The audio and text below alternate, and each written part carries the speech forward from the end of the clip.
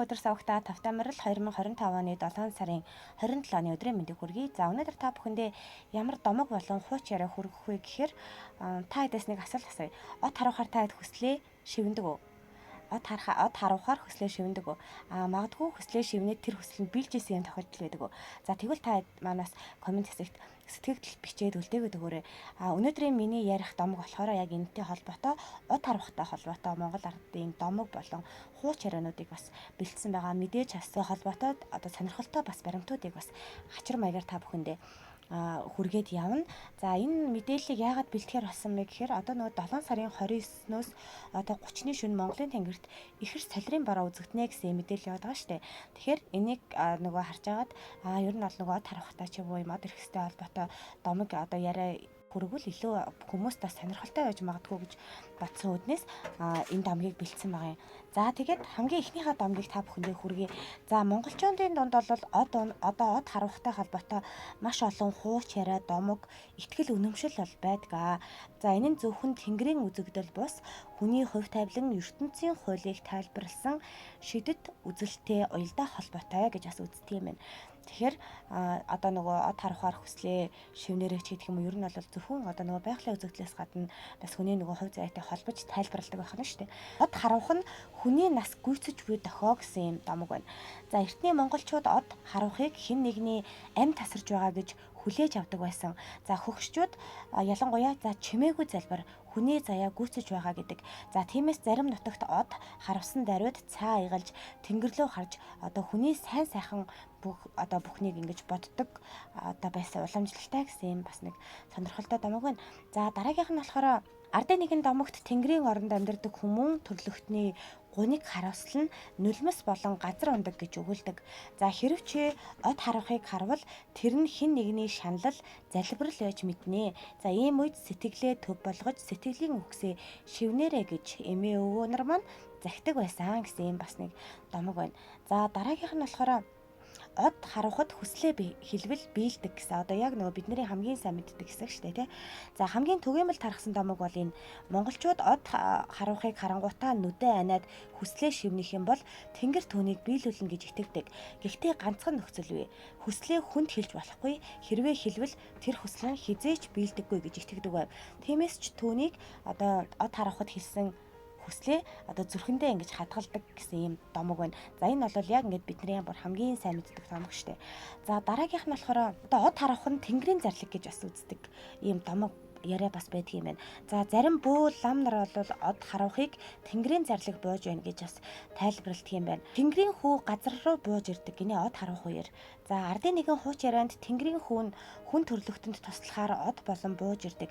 Харин түүнийг таньсан хүн азтай, их буянтай, заяатай болно гэж өгүүлдэг юм байна. За тийм болохоор зарим нутгийн хүмүүс од харвах бүрт тэнгэр өөд мөргөж зүрхнээсээ хэлж одоо залбирдаг юм уламжлалтай гэсэн байна. Солирын бараа үзэгдэнэ гэдэг байгаа шүү дээ. Тэгэхээр яг энэ Монголд ч юм уу ингээд яг ихэр солирын бараа үзэгдэжсэн талаар бас ямар домог байдаг вэ гэсэн чинь за Монголд унсан гэж үздэг солирын тухай бас нэг хоёр домог гэж ер нь бол нөгөө хууч яриа байдаг юм байна. За энэ нь юу вэ гэхээр дунд говь, өмнө говь, архангаа зэрэг нутгуудад тэнгэрээс төмөр унсан улаан чулуу байсан гэх хууч ярианууд байдаг юм байна. За зарим нь бүр одоо солирын хилтерхий гэж үздэг ховор чулуугч хадгалж исэн юм тохиолдол байдаг юм байна. Гэхдээ яг тэр нөгөө ховор чулуу нь болохоор яг шинжлэх ухаанаар бол яг солирын хилтерхий гэж бол батлагдаагүй байдаг юм байна. За ийм бас солирын бороотой тархахтай холбоотой ийм юм сонирхолтой домгууд байдаг юм байна. За тэгвэл одоо Монгол дахь солирын борооны тухай сонирхолтой баримтуудыг та бүхэндээ бас нэмэлт хачир маягаар хүргэж байна. За энэ болохоор Монголд ажиглагдчихсэн томоохон солирын борооноод болохоор 2002 оны 11 сард бас ийм солирын бороо үзэгдэжсэн юм байна. За тэр үед бол зарим нутагт нэг цагт 30-аас 50 одоо од харваж байсныг Улаанбаатарын одоо одон орон судлалын төв бол бүртгэж байсан юм байна. Тэгэхээр 2002 оны 11 сард нэг цагт 30-аас 50 од харваж исэн юм байна. Нэг цагт 30-аас 50 од харваж исэн гэхээр бас гоё юм байна тий. За тэгээд дараагийнх нь болохоор 2020 оны 8 сард за Монголын хээр талд за Хинти, Дунд говь одоо зэрэг аймагуудад бол илүү тод ажиглагдчихсэн юм байна. За гэрэл зурагчид одоо маш сайн ажиглаж зураг авсан байдаг юм байна. За шүн дунд 10-аас 15 минут тутамд одоо 1-2 од харуулж байсан юм байна. Тэгэхээр 5-аас 10 минут тутамд 1-2 од харуулж исэн юм байна. За Монгол орны тэнгэр тунгалаг одоо гэрэл багтай учир од унах одоо од харвах од унах үзэгдлийг бол хөдөө хээр талаас маш сайн харж болдго юм байна. Яг тэгвэл манай Монголын тэнгэр чинь зүгээр энгийн үед л ингээл од байгальд ямар гоё харагдаг лээ. Тэгэхээр дэлхийн хэмжээний сонирхолтой баримтуудыг би бас дуртаад үгүй. За ихэр солирын бороо гэж юу вэ гэхээр ихэр солирын бороо гэдэг нь одоо тэнгэрийн оддын замаар 2 эсвэл заримдаа бүр одоо юм олон урсгал зэрэгцэн одоо ингэж од харуулахыг ихэр солирын бороо гэж нэрлэдэг юм байна. Дэлхийн өдөр бүр 100 тонн орчим сансрын тоосонцрыг хүлээж авдаг гинэ. За тэгээд жил бүр дэлхий дээр 17 мянга орчим солир ундаг. За ихэнх нь далайд эсвэл одоо хээр газар ундах юм байна. За хамгийн хүнд солир нь Африк твд унсан 60 тонн жинтэй юм солир байдаг юм байна. За тэгээд солирын бороо ер нь хамгийн тод харагддаг газар бол гэрэл багтай, хотоос хол өндөрлөг газар.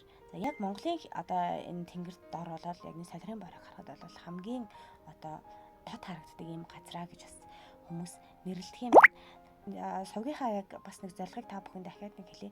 Би ийм домог олж сонслоо. Та хэдтэй хуваалцж байна.